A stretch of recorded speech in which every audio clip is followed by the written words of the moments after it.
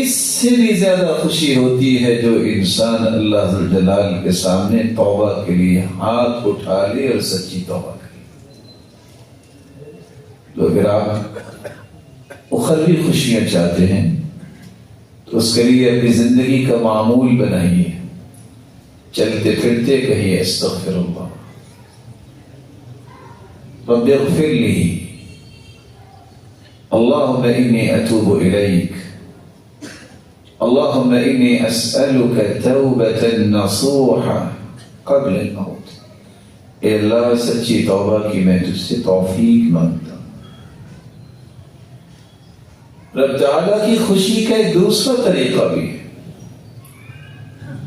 دنیا میں بھی اور آخرت میں بھی اگر آپ رب تعالیٰ کی خوشنودی حاصل کرنا چاہتے ہیں، بڑا معمولی سا کام ہے جس کو آج ہم نے معمولی سمجھ کر چھوڑ رکھا ہے. بلا شبہ مساجد میں وضو کا انتظام تو ہوتا ہے، لیکن کس قدر خوش نصیب انسان ہے. صحیح ترغیب کی روایت ہے لا يتوضأ احدكم فيحسن وضوءه فيسبغ. گھر سے وضو کرتا ہے اور خوبصورت وضو کرتا ہے.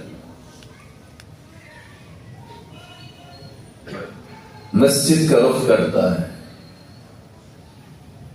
مقصود یہ ہے کہ وہ نماز پڑھے.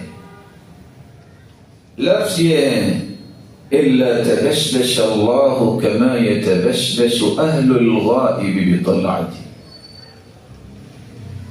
جس طرح یہ سراری والا کتنا خوش ہوا ہے، اللہ ذو الجلال باوضو انسان کو مسجد کی طرف آتے جب دیکھتے ہیں تو اس سے زیادہ خوش ہوتے ہیں. اور جب خوش ہوتے ہیں تو پھر انعام کیا دیتے ہیں؟ پہلا انعام یہ ہے، رسول اکرم صلی اللہ علیہ وآلہ وسلم نے فرمایا لم یخطو خطوہ، کوئی بھی قدم اٹھاتا ہے ہر اٹھنے والے قدم پر 10 نیکیاں اللہ ذو الجلال عطا کرتے ہیں. جب رکھتا ہے تو 10 گناہوں کو معاف کر دیتے. صرف 10 نیکیاں اور 10 گناہوں کی معافی نہیں، بلکہ رسول اللہ صلی اللہ علیہ وسلم نے فرمایا غفر له ما بینه وبین الصلاة الأخرى. جو نماز پڑھ لی ہے، جو اس سے پچھلی نماز تھی، اس کے درمیان جتنے گناہ تھے وہ سارے گناہوں کو اللہ معاف کر دیتے. اور تیسری روایت بیان کرتی ہے کہ جب انسان ایسی کیفیت میں مسجد میں آتا ہے کہ اس نے وضو کیا ہے تو اس کے ناخنوں کے نیچے چھپے ہوئے اور اس کی پلکوں کے نیچے چھپے ہوئے گناہوں کو بھی اللہ ذو الجلال دور فرما دیتے. رسول اکرم صلی اللہ علیہ وآلہ وسلم کا فرمان ہے کہ اللہ ذو الجلال ایک چوتھا انعام بھی عطا کرتے ہیں. گیا وہ اپنے محلے اور بستی کی مسجد میں، فَأَجْرُهُ كَأَجْرِ الْحَاجِّ الْمُحْرِمِ، اجر اس کو وہی دیا جاتا ہے جیسے کوئی حاجی حج کرنے گیا اور حج کر کے واپس گیا وہ اپنے اڑوس پڑوس کی مسجد میں. لیکن رسول اکرم صلی اللہ علیہ وآلہ وسلم کا فرمان ہے اگر وہ کوئی سیکھنے کی نیت بھی کر لیتا ہے اور سکھانے کی نیت کر لیتا ہے، اللہ تعالیٰ اس کا نام لکھ دیتے ہیں کہ یہ میدان جہاد میں جہاد کر رہا ہے. خوش نصیب کے لیے ایک چھٹا انعام بھی ہے. لوگ ترستے ہیں کہ کوئی ہمارے لیے دعا کرے، لیکن یاد رہنا چاہیے اللہ کے علم میں کس کی دعا قبول ہوتی ہے. لیکن اس بات میں تو کوئی ڈاؤٹ نہیں ہے کہ فرشتوں کی دعا رد نہیں ہوتی. یہ خوش نصیب جو گھر سے وضو کر کے مسجد کی طرف آتا ہے، اللہ ذو الجلال کے نورانی فرشتے اس کی بخشش اور برکت کی دعاؤں میں لگ جاتے ہیں. اور اس سے بھی خوبصورت ان لوگوں کے لیے انعام ہے جن کی عادت بنی ہوتی ہے پہلی صف میں نماز پڑھنا، تکبیر اولیٰ کے ساتھ نماز پڑھنا، لیکن بسا اوقات گھر سے نکلتے ہیں روڈ کا مسئلہ بن گیا، مسجد کے راستے میں کوئی پرابلم ہوگی، گاڑی کا مسئلہ یا کوئی اور مسئلہ پیش آئے گا، یہ کیفیت انہیں نصیب نہیں ہوتی۔ مسجد میں آئے وقد صلوا، لوگ نماز پڑھ کے فارغ ہو چکے۔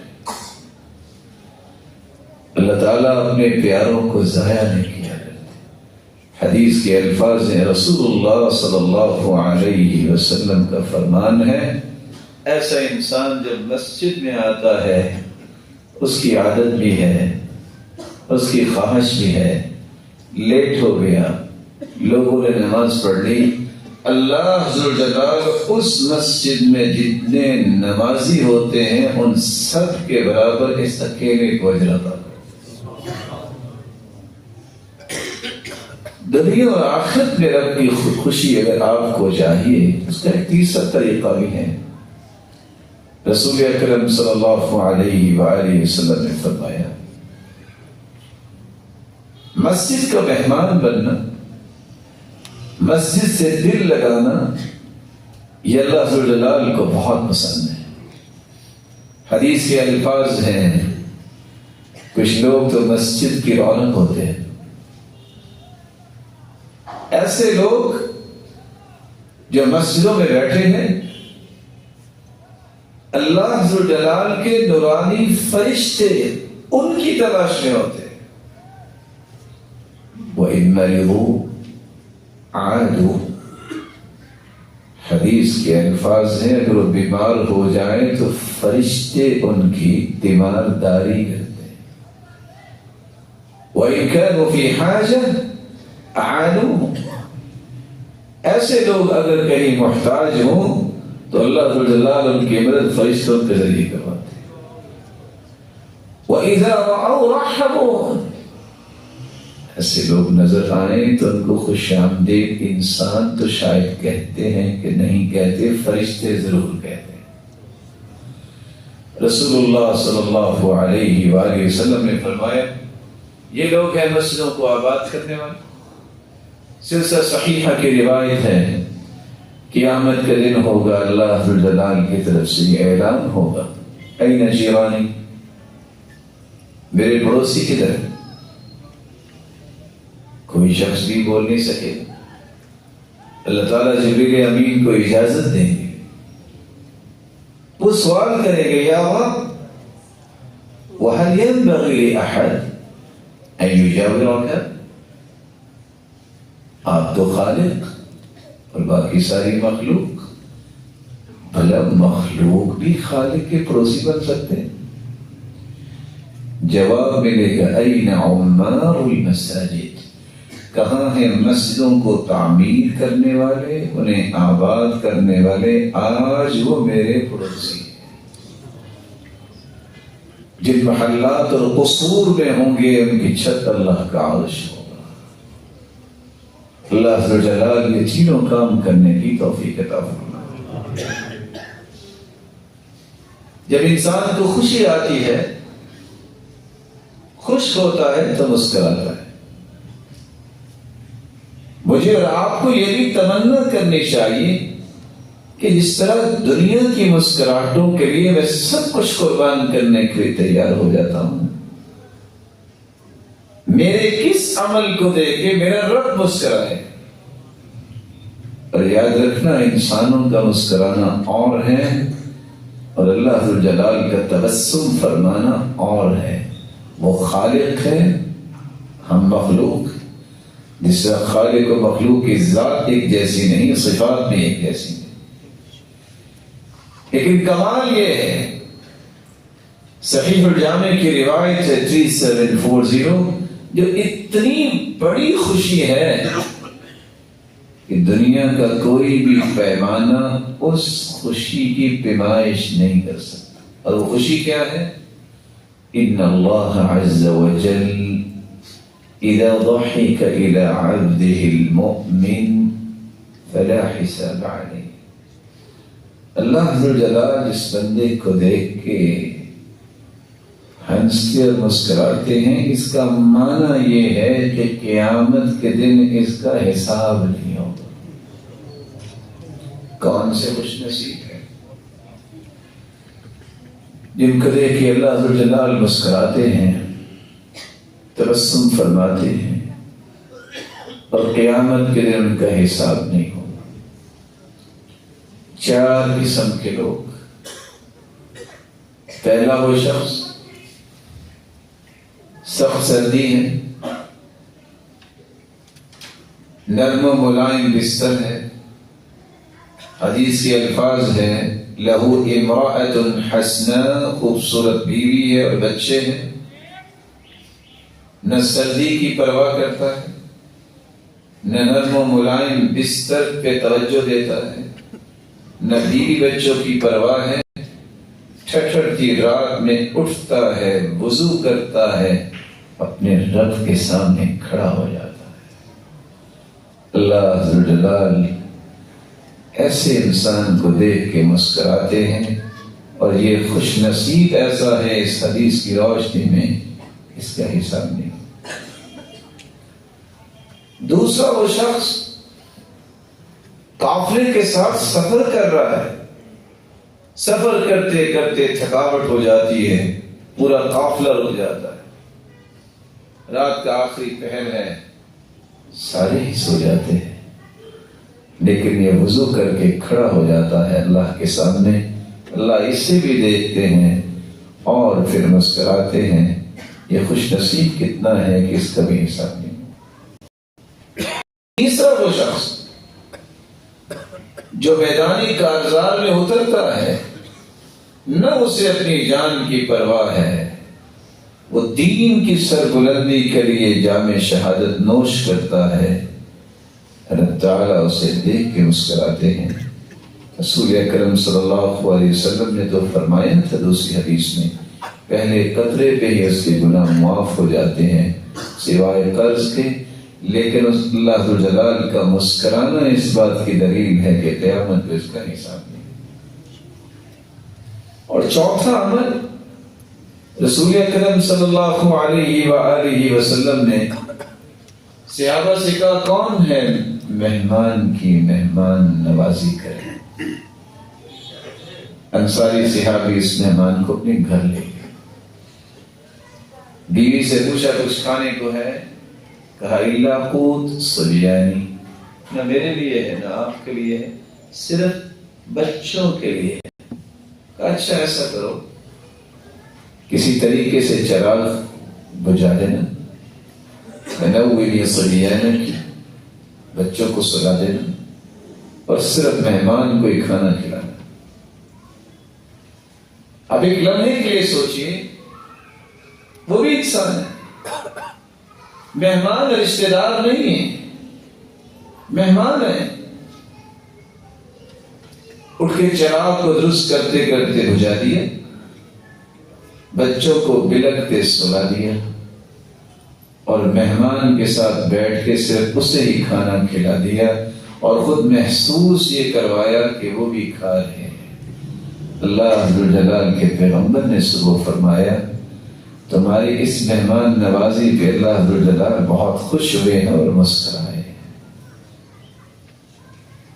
اس کا مطلب یہ نکلا کہ مہمان کی خوبصورت مہمان نوازی پر بھی اللہ ذوالجلال کسی کو حساب سے مستثنی قرار دے سکتے۔ اسے اگلا درجہ یہ ہے کہ انسان فخر کرتا ہے اس خوشی پہ۔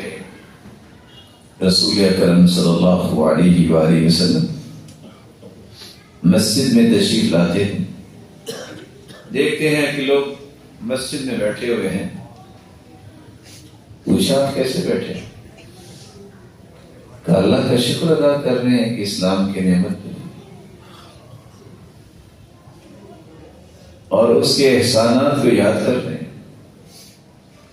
اللہ کے رسول صلی اللہ علیہ وسلم نے فرمایا اللہ ما اجلسکم الا ذاک، کیا تم مسجد میں واقعتاً اس لیے بیٹھے ہو کہ اللہ کا ذکر اور شکر کر رہے ہو؟ صحابہ نے کہا واللہ ما اجلسنا الا ذا، اللہ کے پیارے پیغمبر اللہ کی قسم ہم تو بیٹھے اس لیے ہیں۔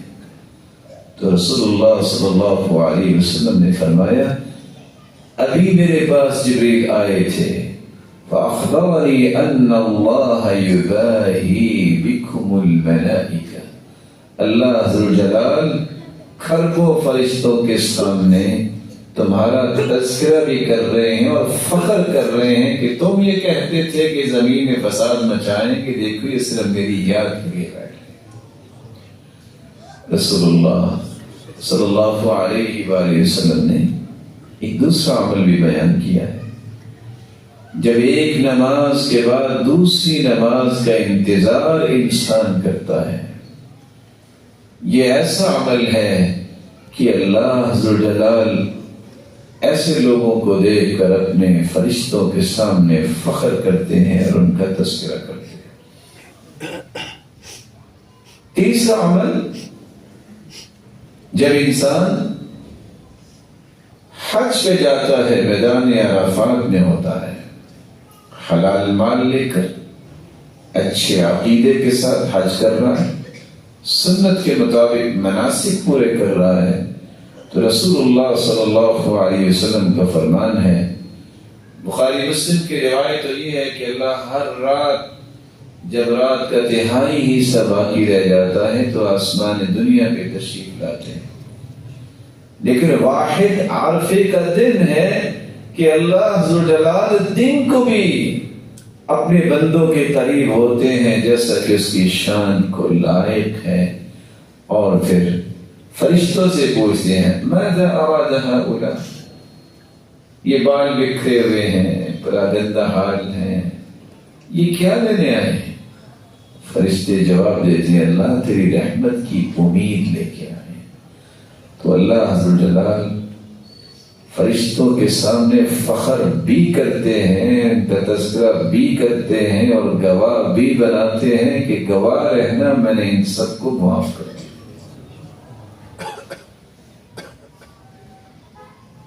اولاد کی خوشی اور کامیابی پر والدین کتنے راضی ہوتے ہیں،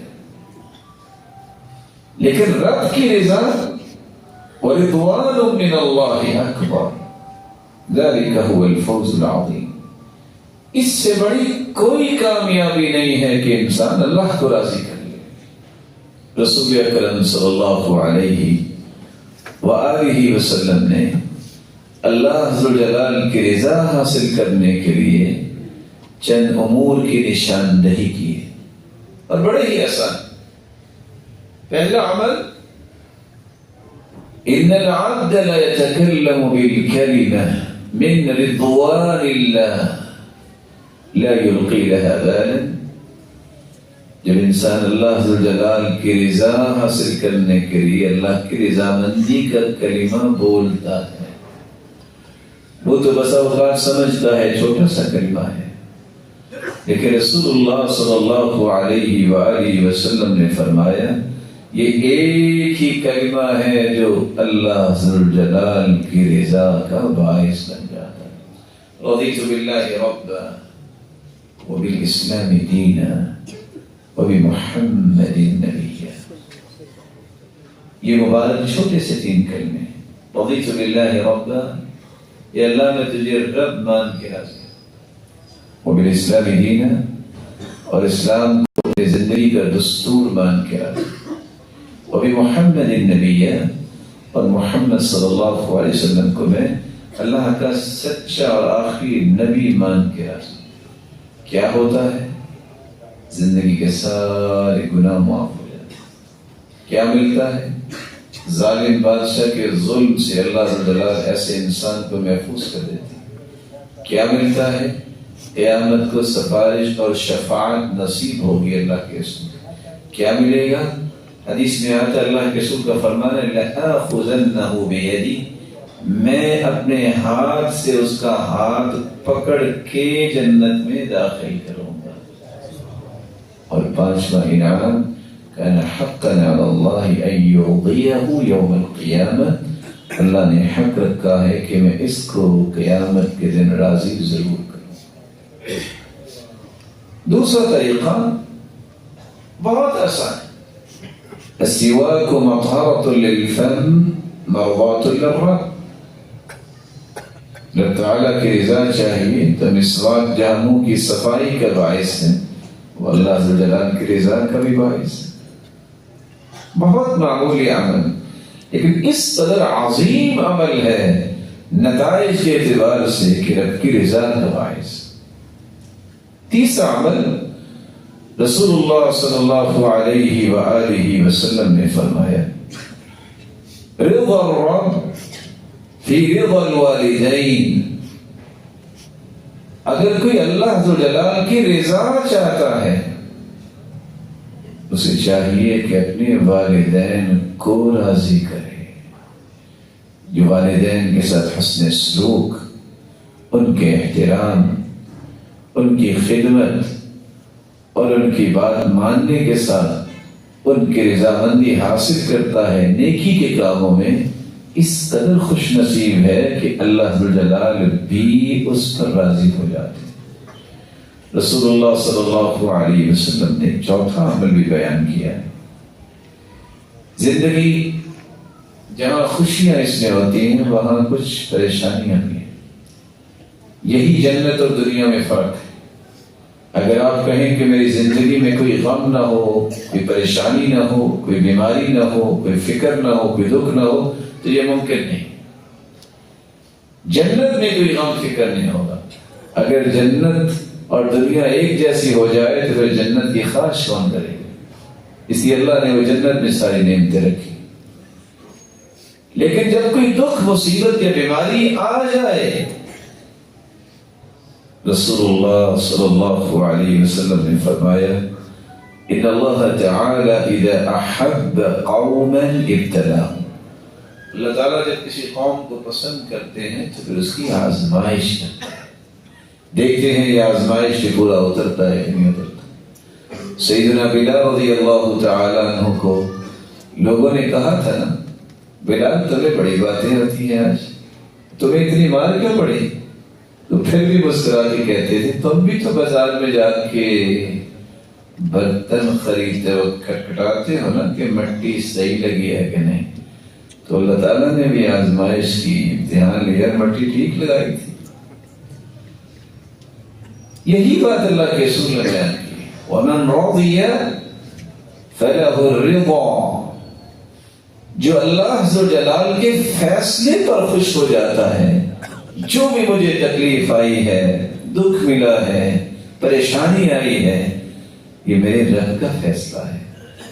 جب وہ اللہ ذو الجلال کے فیصلوں پہ راضی ہوتا ہے تو اللہ اس پہ راضی ہو جاتا ہے۔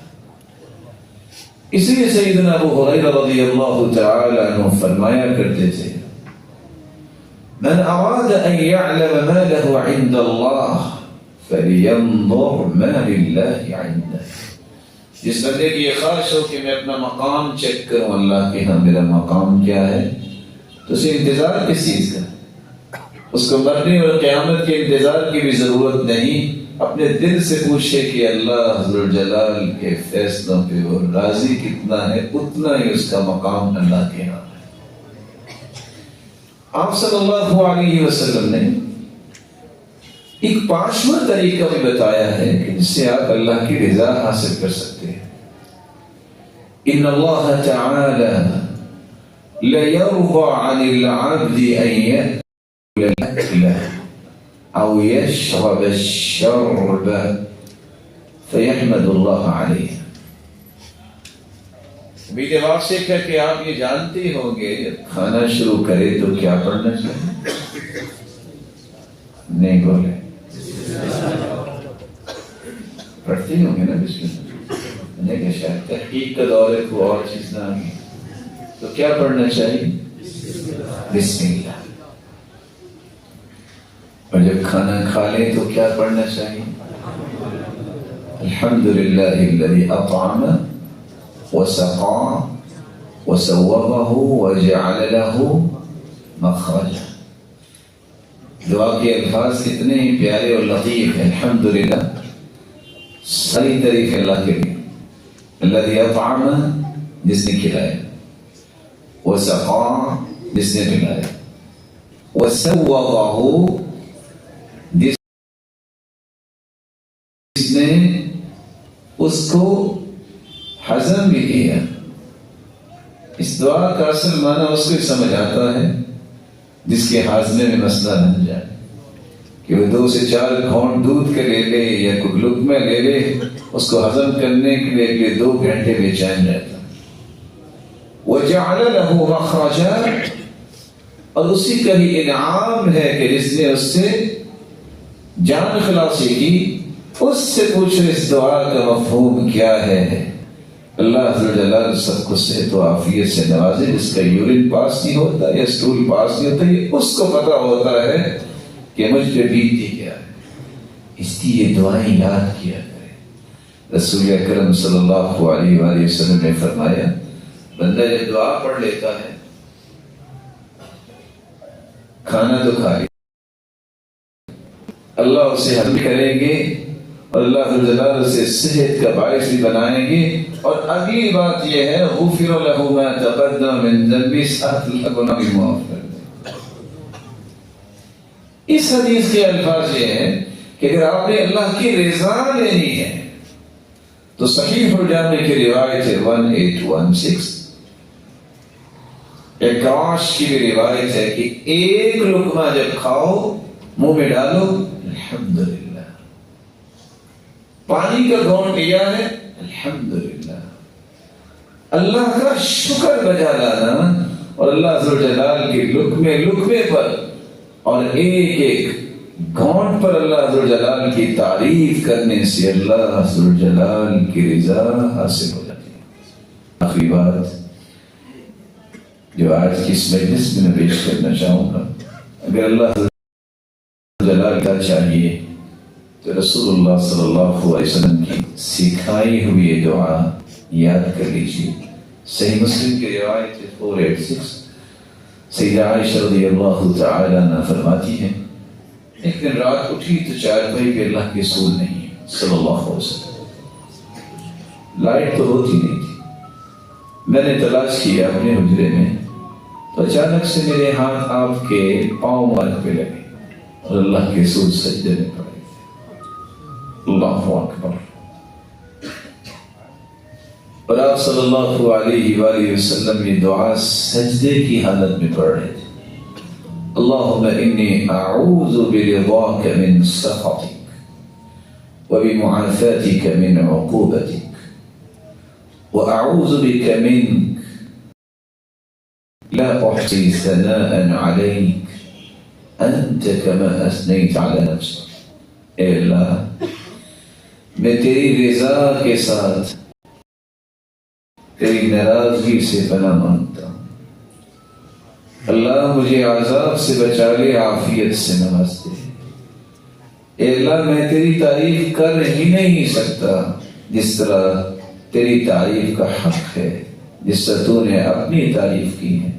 مولا کریم میری اس تعریف کو شرف قبولیت سے نواز دے. رسول اللہ صلی اللہ علیہ وآلہ وسلم نے ایک قصہ کے لیے بھی پیش کیا ہے.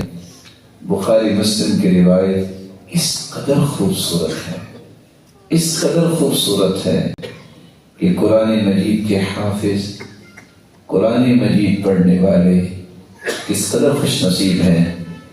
صحیح بخاری کی روایت ہے، اللہ کے رسول تشریف لائے اور آئے ابی بن کعب رضی اللہ تعالیٰ عنہ اور آگے کہتے ہیں، ان اللہ امرنی ان اقرئک القرآن. اے ابی، میرے رب نے مجھے حکم دیا ہے کہ میں آپ کو قرآن پڑھاؤں.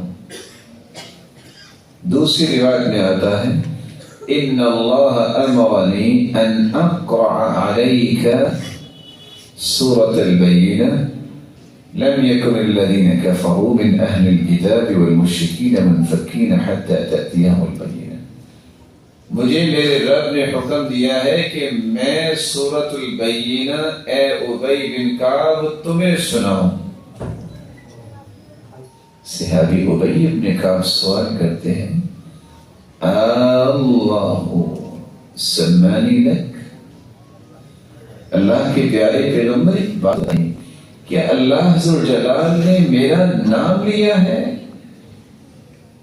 تو رسول اکرم صلی اللہ علیہ وسلم نے فرمایا اللہ سماک لی، ہاں ابئی تیرا نام لیا ہے۔ ابئی پھر پوچھتے ہیں وقد ذکرت عند رب العالمین، میرا تذکرہ میرے رب کے پاس بھی ہو رہا ہے؟ قال نعم، ابئی جی ہاں۔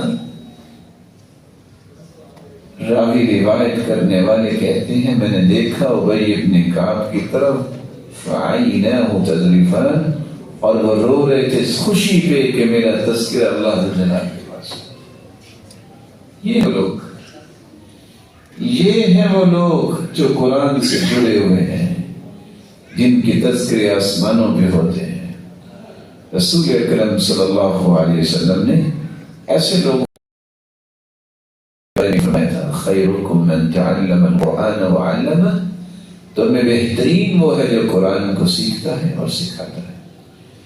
بلکہ قیامت کا دن ہوگا جب ساری دنیا صفوں میں ہوگی وَعُرِضُوا عَلَىٰ رَبِّكَ صَفًّا، لیکن خاکی صفوں سے ان کو نکالا جائے گا جو اہل قرآن ہوں گے، اور کہا جائے گا آ جاؤ ان صفوں میں جن صفوں میں جبریل امین کھڑے۔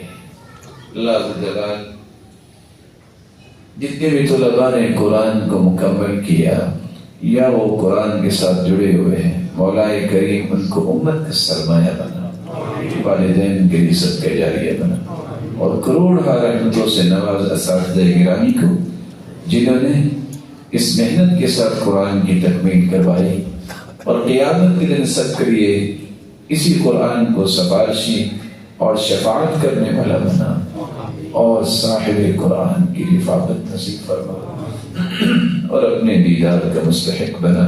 وآخر دعوانا الحمد للہ۔ احسن اللہ علیکم وبارک فیکم۔